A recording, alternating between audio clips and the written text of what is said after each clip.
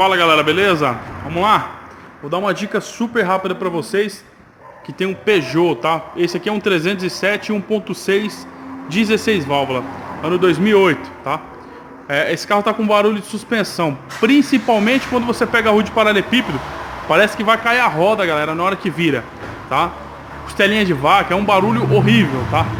Então eu vou mostrar para vocês aqui que é um problema crônico de Peugeot, tá? Que é o pivô da bandeja, quer ver? Vou mostrar pra vocês, galera. Vou pedir pra balançar a roda aqui, balança. Ó.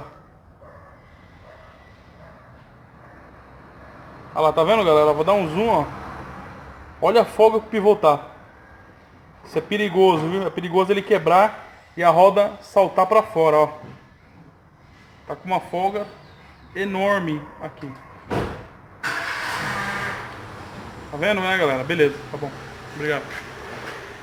É isso aí, galera. Como que a gente vai fazer a substituição? Vamos desmontar essa parte toda, tá? Ele aqui ele é rosqueado, então você tem que colocar a chave aqui e desrosquear ele. É super tranquilo, tá? O ruim é de você desmontar a bandeja. Tem que desmontar a bandeja. Essa bandeja aquela que é bumerangue, ela é meio complicadinha pra tirar, tá? Mas dá pra fazer. É só pra você ver mesmo, de repente você tem um Peugeot aí e tá com um barulho, tá? Um paralelepípedo, já trocou o amortecedor tudo, pode ser o pivô.